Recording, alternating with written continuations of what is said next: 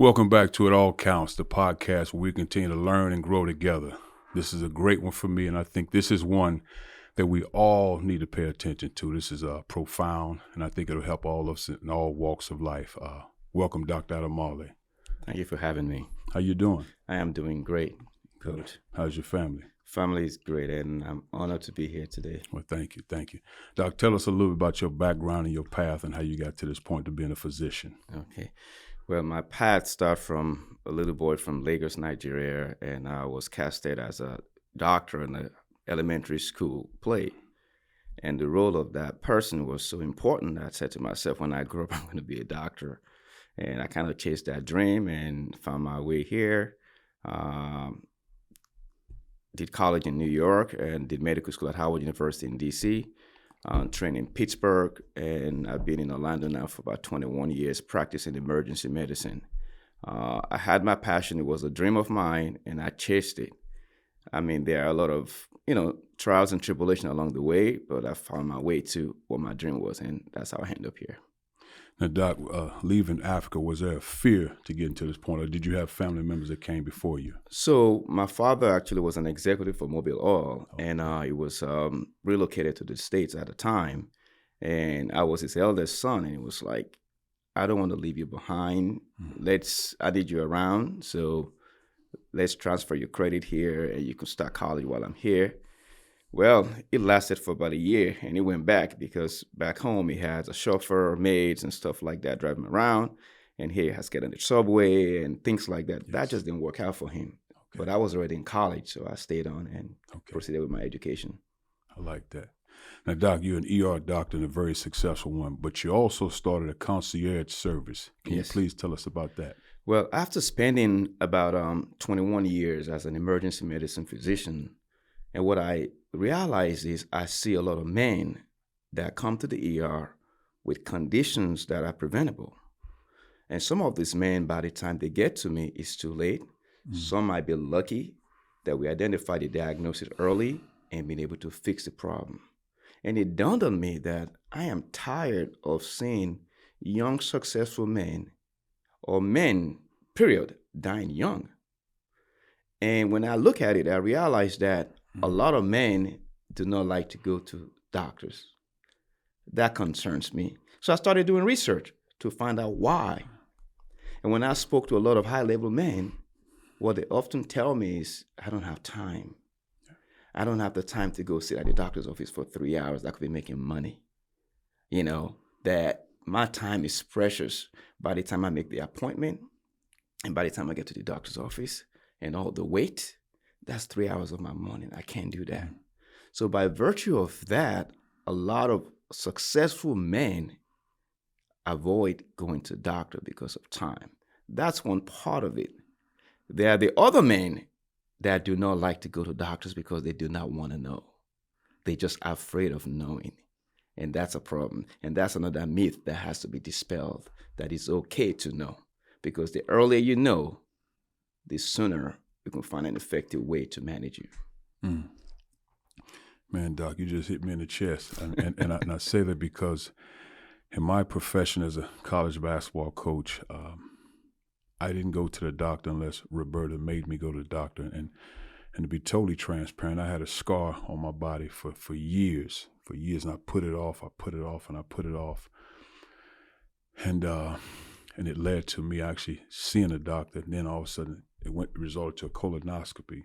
When in most cases, they said at 50, you should get a colonoscopy test. I was a little after 50. I was still hesitant, but I had to go this time. Yeah. And by the grace of God, everything worked out. Amen. But I think what happens, Doc, and this is the truth for me as a coach, is the trust factor. When you're a college coach in those towns, it's hard to trust that your business stays with you and the doctor. I know we say it, but I don't need the world knowing my business. Exactly. So therefore, I just put it off.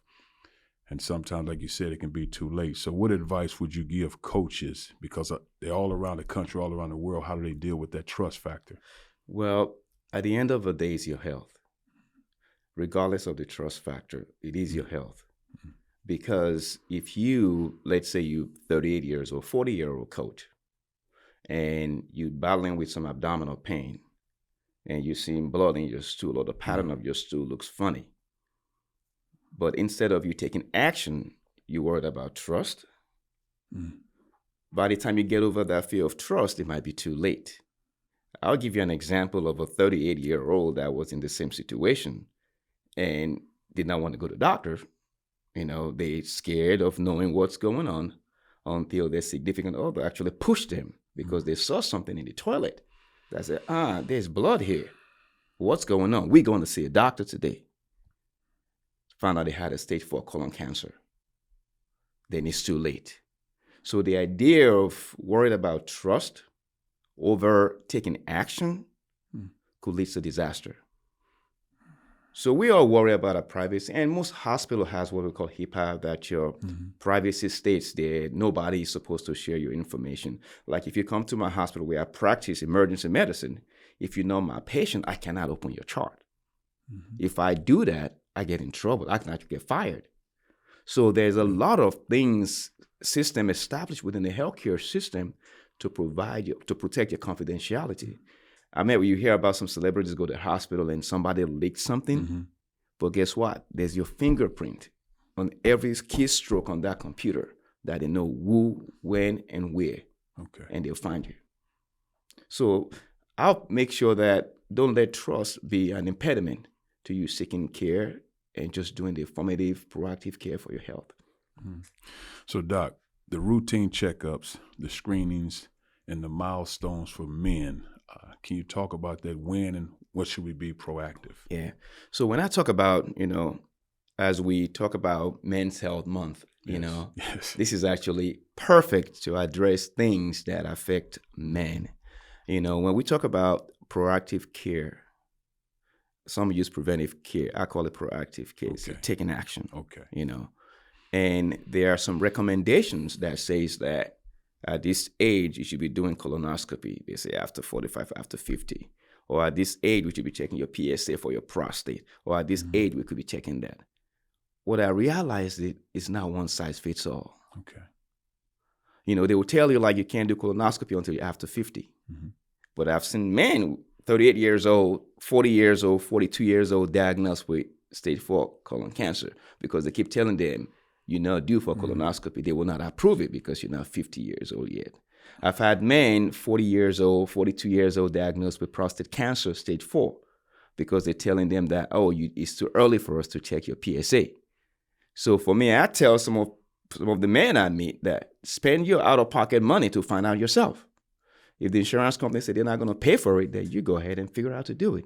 So when we talk about preventive care for men or proactive care for men, most men would develop hypertension or high blood pressure after the age of 40. At least 1 in 2 men will develop high blood pressure. And some of us is genetic. We cannot avoid it. It's going to happen. And some of us is by virtue of our lifestyle. So I implore every man over 40 to make sure that they have a blood pressure machine at home and check their blood pressure at least once a week. This way you get to know the pattern of your blood pressure. Why is this important? I'll tell you my story. So since I turned 40, I check my blood pressure almost every week. And I got to 45, I check it twice a week. And I got to 50, I started checking it every other day. And I kid you not, 2.5 years ago after Thanksgiving, I checked my pressure, my routine check, and it was elevated than normal. I said, this is odd. That's unusual for me. I checked it 3 more days consecutively. It's elevated. I'm like, okay, did I eat too much salt during Thanksgiving? Thanksgiving, we tend to, indulge, So I said, maybe it's that. So I took some salt tablets for a couple of days. Water tablets for a couple of days to get some salt out of my body. And pressure went down. But when I stopped taking that, it went back up. I said, oh, gosh, I have high blood pressure. I looked at myself when I see a client that just diagnosed with high blood pressure. We tell them like, okay, weight control, diet modification, and exercise. I do all those already. I don't have any more weight to lose. So for me, it's genetics. So I identify that, then I start taking medication to make sure it's controlled. If I hadn't been doing that, I will not know I have high blood pressure until something happened. I have a stroke, or I have a heart attack, or my kidney shuts down. So that's why it's important for most men after the age 40 to have a reliable blood pressure machine to be able to check their pressure at least once a week. And you get to know the pattern of your blood pressure. If you see that the number is going higher, then you got to seek help before it becomes a disaster, because high blood pressure is one of the cardiovascular risk factors, one of the risk factors for stroke, for kidney failure, So if you could prevent yourself from having it by dietary modification, by gosh, why wouldn't you do it? Then if you have it, if you have to take medication to control it, then by gosh, do it. And that's what I did. And I'm on medication, and I still check my pressure twice a week, and I follow the pattern, and it's been fine. So I do not have to worry about high blood pressure being a risk factor for me to have a heart attack because I've controlled it or having a stroke. Well, Doc, you are a doctor. So some that are listening to this, especially men for the first time because their wife had pulled them in, and you need to listen to this. They say, man, I can't afford a high blood pressure machine. What is that? Okay. This is so easy now, depending on your, shall I say, financial status. You can get one for $20 at Walmart. Great. CVS, Walgreens. I mean, I'm not promoting anybody, but on Amazon, you can get it there for $20, and it's reliable. For someone that wants things that's more technologically, that has a technical ability, like the one I use, actually sync to my phone. And I have a record, and it shows me a graph or pattern of my blood pressure over time. So for most hardworking, busy men, that's what we need, because you have your blood pressure at the cuff of your hand. And it's portable. I can travel. When I travel, it just fold it over, throw it in my bag, and I always have it with me. So you want something that's light, that's portable, but you can find something at every price range at Amazon, Walmart, CVS, or any of those stores. Now, Doc, 2020, COVID hit. Are we out of the water on COVID? We are not out of the water because we're not talking about it anymore as we used to. COVID is still out there. But the best thing that happened to us is the vaccine for people that believe in the vaccine, that got vaccinated. So now we're still seeing a lot of COVID, but that they're not getting as sick as they used to without the vaccination. So the vaccine protects you from getting sicker from COVID, just like the flu. So COVID now has become something like the flu, that you may have to get a vaccine almost every year for it. And that's what it's all about. So now we're seeing there's a lot of COVID in our community right now, but you're not hearing about it because people are not getting sick. The hospital are not getting inundated with sick COVID patients. You come in, you get like flu-like symptoms, body aches, you feel miserable, but we can treat those symptoms. You're not going to die from it. You're not going to be on a ventilator from it. And that's why you're not hearing about it now. Now, as an ER doctor with a wife and children, how did COVID impact you in doing your job? Ooh, you just hit me with a sledgehammer right there. As an ER doctor, what had happened is even before COVID, there's enormous stress in that field being on the front line. And we've been talking about burnout in medicine, depression in medicine, suicide in medicine.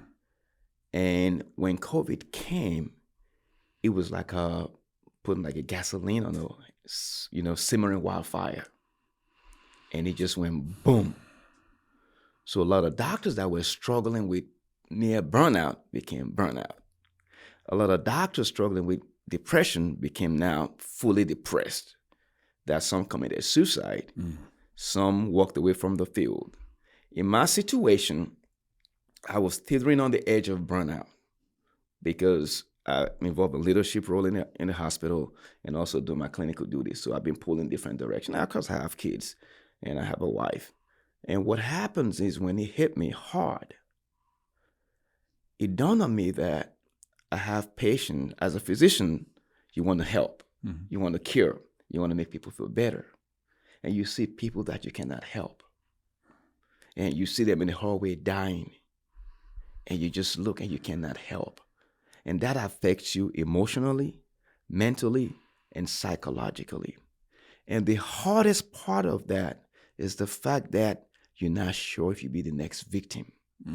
Because you're caring for people that are dying from a disease that there's no cure for. And you exposed. So you're not sure if you're going to be contracting COVID. For many nights, I'm not able to sleep because when I sleep, I have nightmares of me catching COVID on a ventilator, dying, and not be able to say my final goodbye to my families. I've had doctor friends that died from COVID. So that was my struggle for almost 2 years until the vaccine came. When I got my first shot of the vaccine, I slept like a king that night. It was like I could fly again. That at least if I catch COVID now, I'm not going to die from it. And in reality, that's how I felt. I was jumping and dancing for joy. And I slept, and I felt that was the thing that changed things around for me. Wow, great. In addition to that, the emotional scar and the near depression is still there because you're watching your coworkers still struggling through this. It affects nurses, doctors, administrators, and there appear to be no hand in sight. But for me personally, I was coming home one day, and one of my daughter just said something, and I just snapped. I said something to her. And I walked away to my office, and my wife dropped everything and followed me. She said, honey, what's going on? That I'm tired of trying to manage you and trying to manage your kids. What's really going on? That's when it hit me. That I've almost hit bottom. But I was trying to deal with it instead of seeking help. And I said, what's going on? She said, do you know how hard I have to coach and rehearse with your kids on how to approach you when you come home every day? I was like, what? Because we don't know which side of you we'll be getting. I said, what? I cried. It hit me. I said, something has to change. So basically, what I'm going through, I'm now projecting to my family instead of seeking help. And a lot of men go through that. We don't like to seek help. We feel we can handle it. We're the head of families. We just, we're Superman. We can handle it. We got kryptonite. So we had to look for a solution. I said, do you have to seek counseling? Do you have to do this and that and that? I said, for my family, I'll do anything. But I'm a researcher. So I said, let me do my research first. See if I can find tools that will help me turn this around. If that doesn't work, then I'll go to somebody. And I started doing my research. I read. And I started applying what I researched to myself. And I started seeing things changing, turning around. Eventually, things fully turned around. And I started writing what I did down. Like, this might be a template for somebody else that's going through the same journey. They don't have to be in healthcare. And I started writing. That led to my book that I published 2 years ago. That's called Fully Alive, because I became fully alive after I went through my transition. There are some people that cannot do that they have to seek help, seek counsel, or go to a psychologist to help them work that journey. But I counsel a lot of people. Yes. So that's part of what I do. So I said, you know what? I'm going through this. Now it's been identified. I've been called out because I knew it before. But I was trying to walk my way through it until I got called out. And by being called out, it hit me in the face and I had to seek a way to come out of it, to just snap out of it. And Doc, with healthcare so expensive, do we need a primary healthcare doctor? Yes, so yes and no. If you're healthy, you're eating right, and you know that you're a man over 35 or 40 years old, there are some preventive care that you need to embark upon. If you can afford to do it out of pocket, do it. If you can't, there are some primary care doctors that will take a fee every month to have you as their client, and all those preventative care are part of the fee that you pay. So there are several ways now to manage healthcare, because healthcare is very expensive. The most expensive part of the healthcare system is when you go to the hospital, when you get admitted, because cost of hospitalization is one of the leading causes of bad debt, bankruptcy in young people. When you go to the hospital, you don't have insurance, then you get this bill for $40,000. You don't have no way to pay for it. They can take you to collection, and your credit is ruined for life. So that's the problem. Our healthcare system is fraught with a lot of problems that is too expensive. The U.S. spend the most amount of money on healthcare of all the developed nations. But our outcome is near the bottom. We spend the most, but our outcome is near the bottom, which is terrible. So it's good if you can find a primary care doctor that will work with you, it's fine. But the problem trying to find a good one is hard.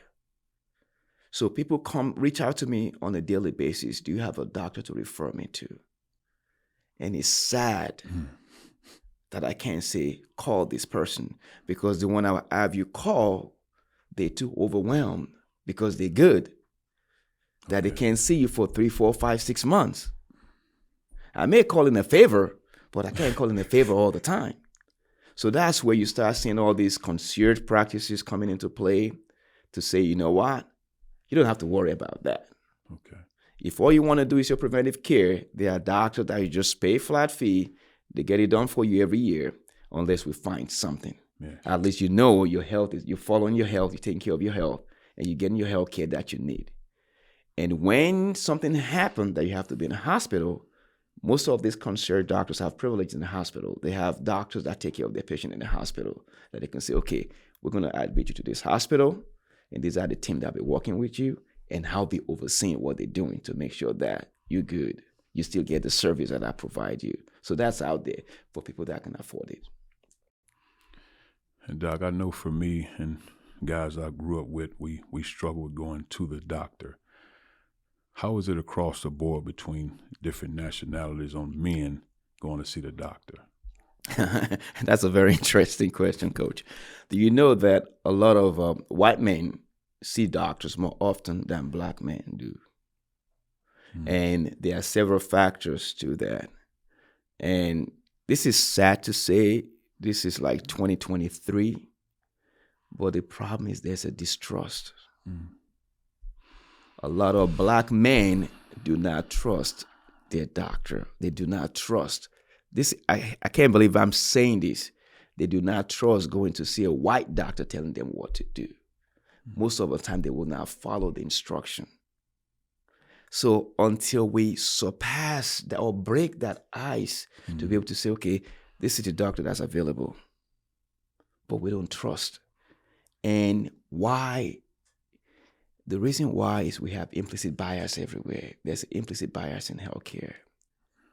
That studies have shown that if a black man, Hispanic man, Asian man go see a doctor that looks like them, they do better. Okay. Because they trust them. That's a problem. You know, we talked about trust earlier. Yes. And this is the other side of the trust.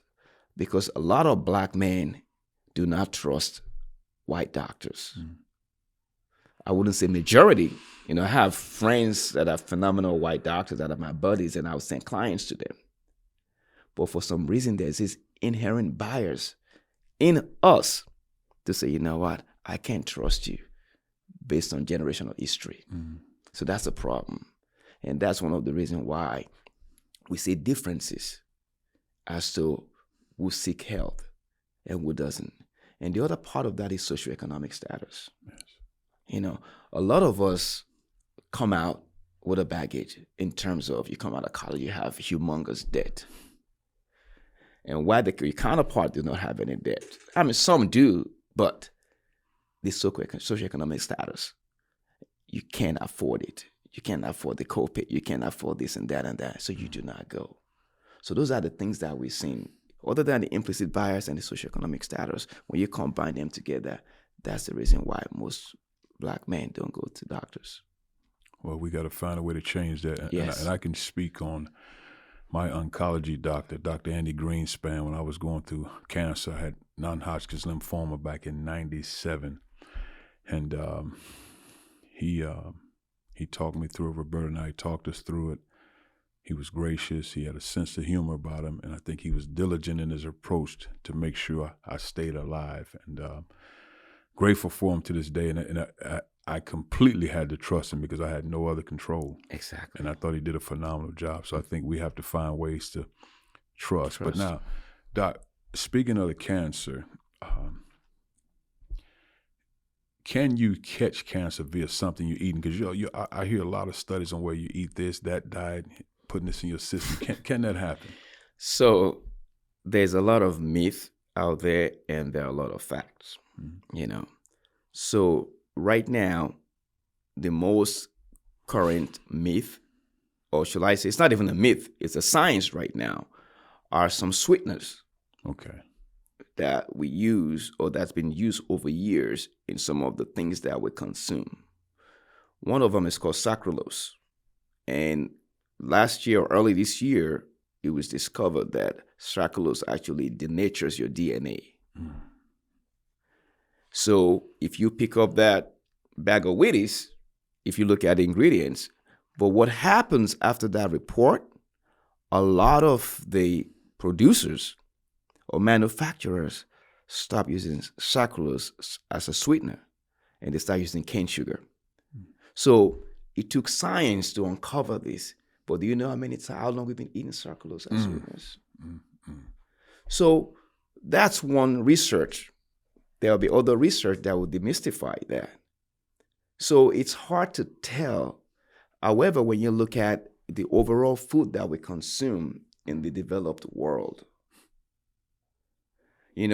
following the advent of industrialization in the early 60s, where they realized that we need to make our cows bigger.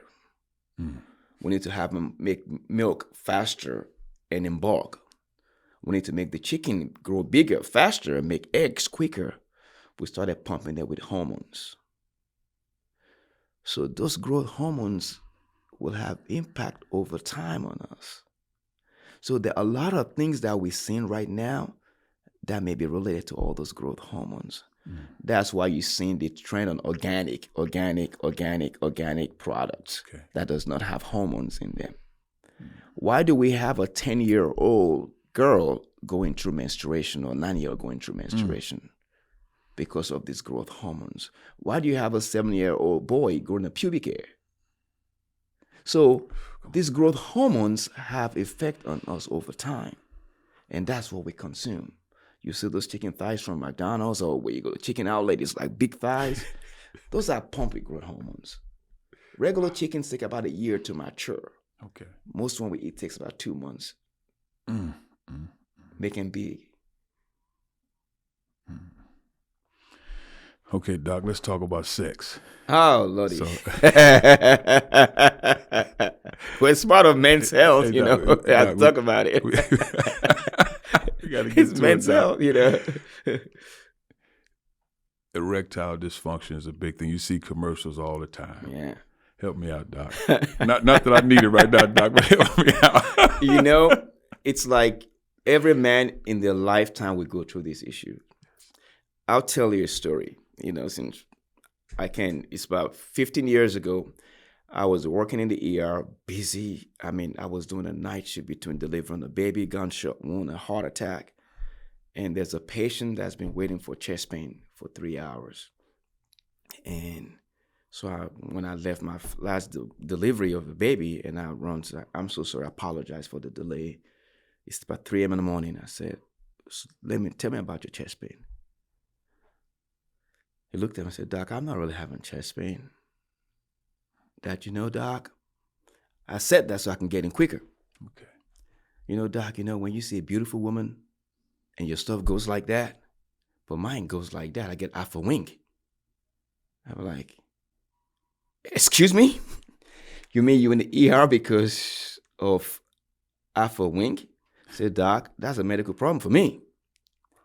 So erectile dysfunction is real.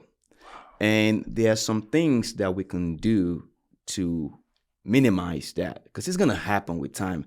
As we get older, our blood vessels harden. By virtue of the hardening blood vessel, then the blood flow to the penis might be diminished. Okay? There are some, should I say, lifestyle that we embark upon, like smoking cigarette. Nicotine might cause persistent constriction of those blood vessels that decrease flow to the blood vessel. That's what a lot of smokers, hardcore smokers, might have erectile dysfunction. Okay, so that's why we have the Holy Grail, Viagra. And I call it a holy grail because it was not made for erectile dysfunction. It was actually accidental. Okay. They have kids with pulmonary hypertension in the ICU, babies, and they use Viagra for them. That was in the name of it then. And they realized these kids get erection. They're like, every time they get infusion, they get erection. So, whoa. And that's how they say we can make money here. And that was one of the most best-selling drug ever made, Viagra. So erectile dysfunction will affect most men at one point in their lifetime. However, there are some things we can also be doing that will enhance that exercising, increase flow to your groins, So doing exercise, becoming active, and as we get older, our testosterone level might go down.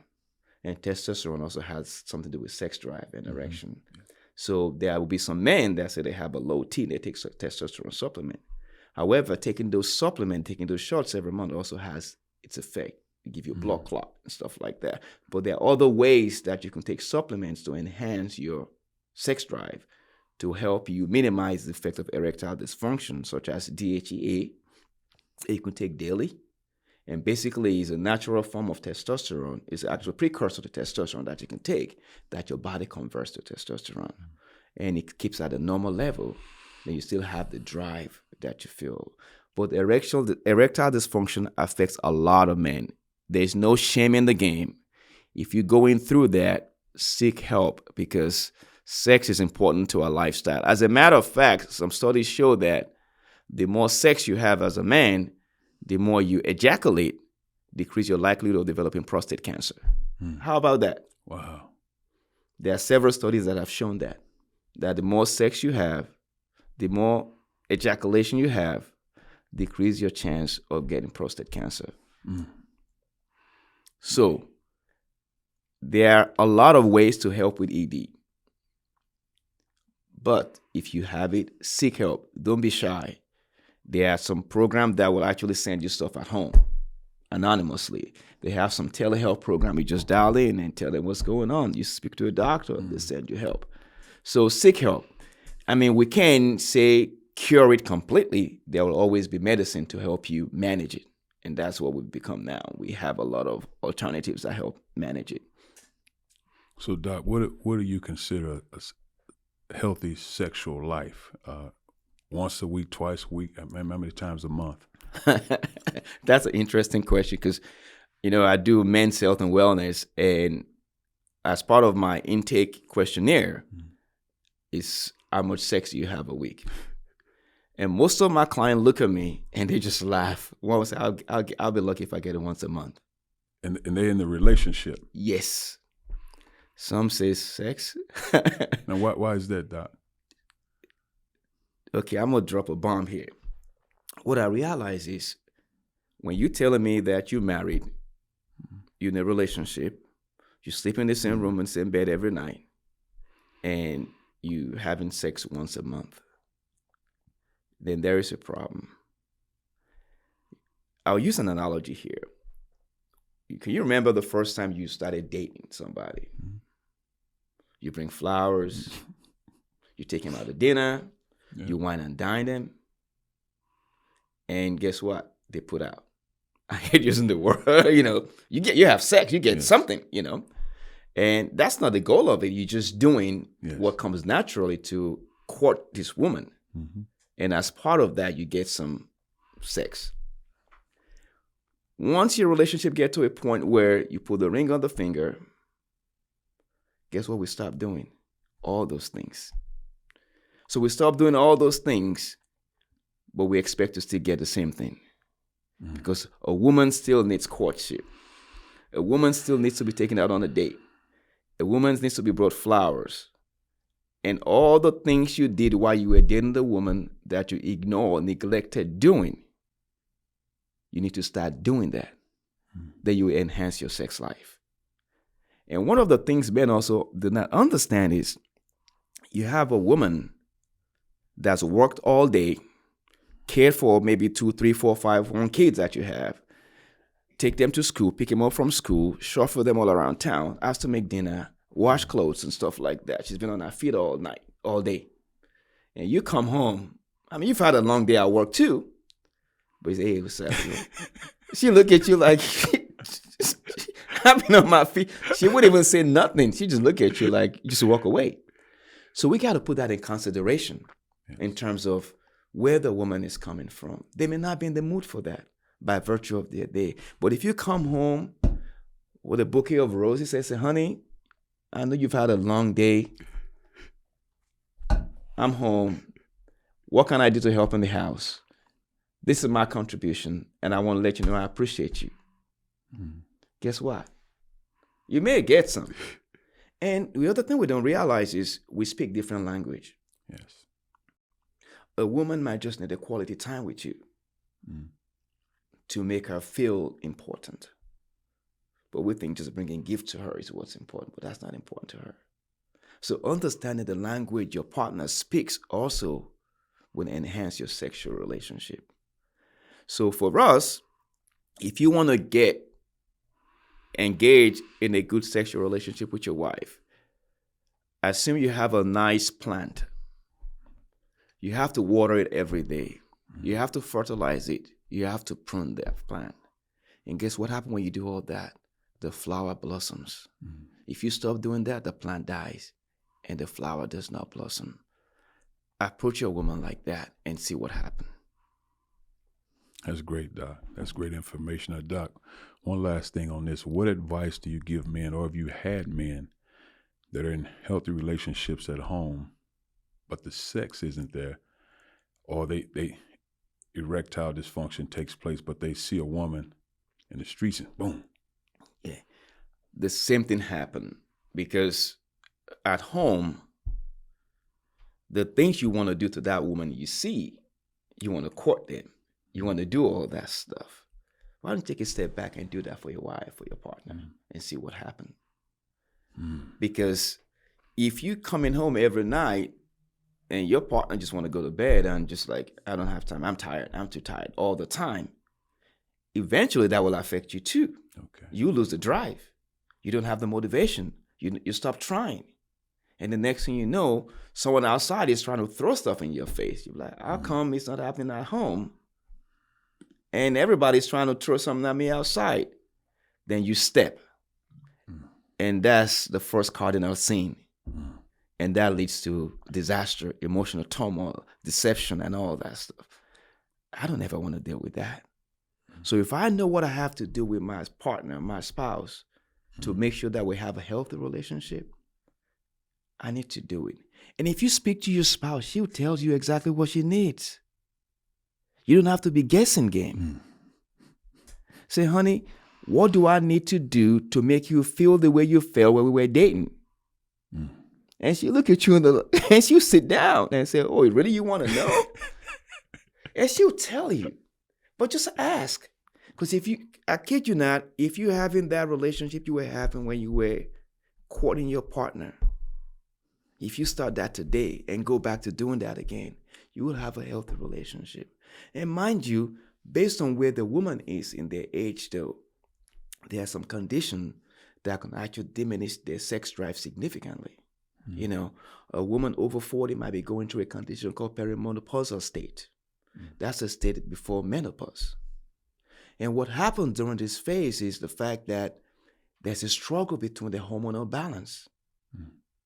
And it affects their sex drive. Some they don't even have any interest in sex.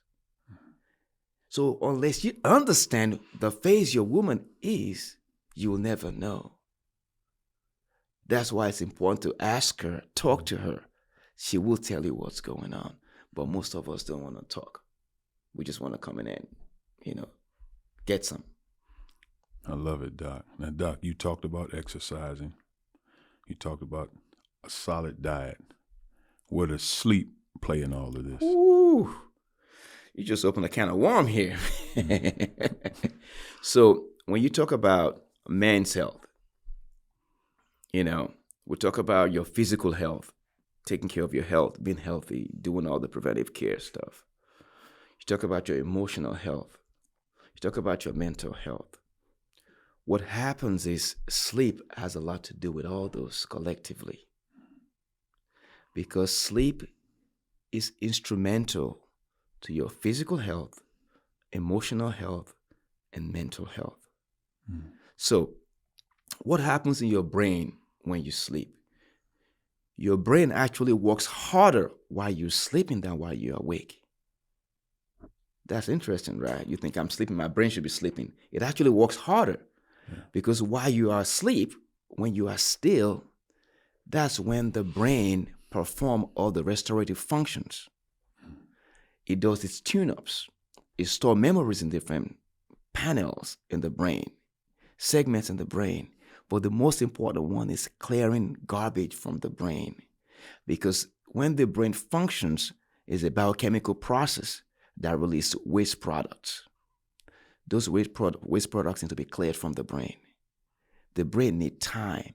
So if you're not having ample amount of sleep, then the brain does not have the time to do that job. Guess what happens? Those garbage piles up. Then they start having untoward effects on you. So sleep is very important by virtue of what the brain does during sleep. That's why it's important for us to have an adequate sleep at night. When I was going through my journey, the first thing I embarked on when I did my introspective search of the causes of my problem, I realized that sleep was one of them. And that's the one I can fix quickly.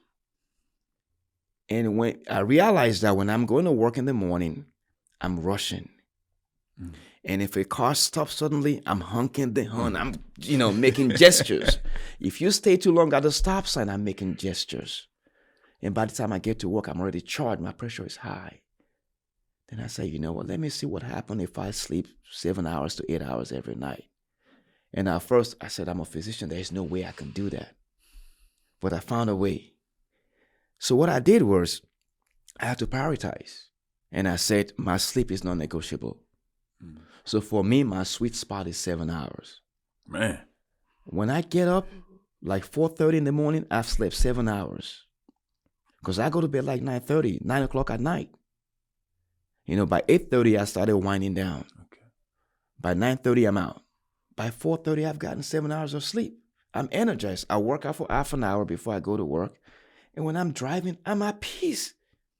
Because I slept well. Because if you don't sleep well, guess what? You're emotionally labile. You just snap at any time. Any little things, you just flip. You're not productive at work. Your productivity goes down significantly. And it's hard for you to develop interpersonal relationship with others because of your emotional change. You labile. Nobody wants to be around you. So that's why sleep is important. And a lot of people struggle through this. But the most important thing is to understand that for you to have a consistent night's sleep, you have to have a sleep routine. You have to find a way to transition to being wired, to being getting ready to go to sleep. Scientifically, your body has what they call the biological clock, which is your 24 hours clock. And you also have what we call the sleep-wake cycle. So your sleep-wake cycle has to align with your 24 hours biological clock. If you can align those, you lay down, you go to sleep. And when it's time to wake up, your clock knows what time to wake up, wakes you up. So developing a routine will allow you to align your sleep-wake cycle with your biological clock, with your 24 hours body clock. But when we talk about sleep, though, we want to talk about sleep in the context of the quality of the sleep, the duration of the sleep, and the consistency of the sleep. So the consistency means you have a routine. Yes. The quality means you sleep all night uninterrupted. And duration means you have at least 6 to 7. For me, sweet spot is 7 hours. 6 to 8 hours is ideal. For me, my sweet spot is 7 hours. And make sure you have those every night. And what happens is you have a healthy sleeping pattern. And your mental health will thrive. Your emotional health will thrive. Your physical health will thrive. Because lack of sleep also affects some hormones in our body. And that's why it impacts our physical health. Doc, I know when I was coaching on a great night, I would get maybe 5. A phenomenal night, probably 6, because the stresses of being successful around the clock, worrying about your student athletes, winning games. So how do you help college coaches, CEOs of companies, presidents? how do you help them minimize the stress levels? So what are some of the things they can do? Because I know it's easier said than done, get some sleep, but how do I minimize the stress levels? Because a lot of things that woke me up was a tough playing the game, and all of a sudden at 3:30 I'm up like it's 3 p.m. How do you combat that? So a lot of people struggle with what I call sleep anxiety. Okay, You worried. And for high-level men or high-level CEOs or high-level anyone, women out there watching this, coaches watching this, what happened is our brain is always running because we are achievers. You're always having thoughts in your mind. And when you lay down to sleep, guess what? It's still running. It wouldn't slow down. So what I always tell people to do, and before I started coaching people to do this, I had to apply this to myself. I was my own specimen. And the transformative outcome I received from being a specimen, that's what allowed me to be able to talk about this freely, and I talk about it in my book. And what happens is this. I have what I call a 24 hours bucket. So I have a 24 hours in a day, and I teach about this a lot, the concept of the 24 hours bucket. And I put my day in this bucket. My sleep time, my me time, my work time, my commute time, my time with my family, and time to engage with my friends. I put that in that bucket in 24 hours. Whatever task that's not accomplished that day goes to the next day. So I come home, I have a lot of work, and I have this in my mind. What do? I get my journal, I write it down. So when I write this down, that means I just took it out of my head. It's in paper now. Then what do? I start prioritizing, so tomorrow this will be number 1, this will be number 2, this will be number 3. So I have a plan. Instead of me going to sleep, not having a plan and ruminating throughout my sleep, worrying about what's going to happen, what I'm going to do, this, that. So by putting that down, it's taken out of my head and putting it in paper. That way your sleep anxiety goes away, because anxiety of sleep is worrying about tasks you've not completed. And how you're going to complete those, and you kind of worrying about them. So when I started doing that, I'm not going to sleep worrying about stuff anymore. I don't even think about it. And I have a couple of CEOs I'm working with right now on the same thing, and how to just take it out of your head and put it down. Well, thank you, Doc. This has been great, very helpful. I've learned a great deal, and I know there are millions that will learn from this. This has been phenomenal. Fully Alive. Great book. A lot of phenomenal lessons in here. He talked about a lot of great things. Dr. Ademola, phenomenal lessons here. The 5 pillars of wholeness. So you can get the book, you can get this podcast, and as you know, it all counts. So everything matters. The diet, the sleep, your daily routine, spending time with your family, courting your wife or your spouse at a higher level, or like you used to do years ago. I think it all matters. It all counts. And let's continue to grow together. And remember, like, share, and subscribe. And if you really like the podcast, make sure you share it with somebody. Let's all continue to grow together. Thank you for your time.